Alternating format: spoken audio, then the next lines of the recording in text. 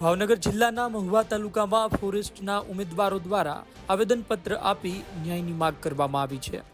વાત ખરેખર તેવી છે કે ગૌણ સેવા પસંદગી મંડળ દ્વારા જે પરિણામ પ્રસિદ્ધ કરવામાં આવ્યું છે તેમાં ફક્ત નામ પ્રસિદ્ધ કરવામાં આવે છે।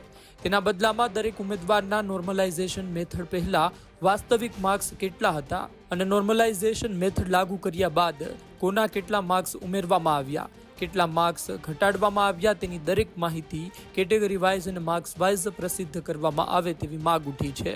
જો એસએસસી, સીજીએલ, આઈબીપીએસ, આરઆરબી અને ગુજરાત પોલીસ ભરતી બોર્ડ તમામ માહિતી સાથે મેરિટ યાદી પ્રસિદ્ધ કરે છે તો ગૌણ સેવા શા માટે ન કરી શકે તેવી દલીલ કરવામાં આવી રહી છે।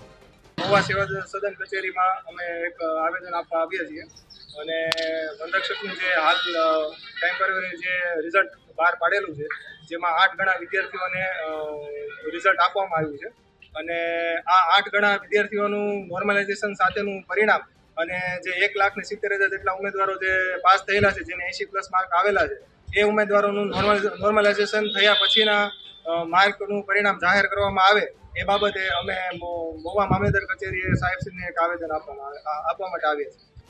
આપને જણાવી દઈએ કે ગુજરાતમાં યુવરાજસિંહની આગેવાનીમાં યુવા અધિકાર ન્યાય ચળવળ ચાલી રહી છે, જેમાં સ્પર્ધાત્મક પરીક્ષામાંથી સીબીઆરટી પદ્ધતિ નાબૂદ કરી તેમજ ફોરેસ્ટ ભરતીમાં નોર્મલાઇઝેશન કર્યા બાદ દરેક ઉમેદવારના માર્ક્સ પ્રસિદ્ધ કરવામાં આવે તેવી માંગ કરવામાં આવી રહી છે। જોવું રહ્યું આવનાર સમયમાં શું નિર્ણય લેવામાં આવે છે। બ્યુરો રિપોર્ટ, ગુજરાત તક।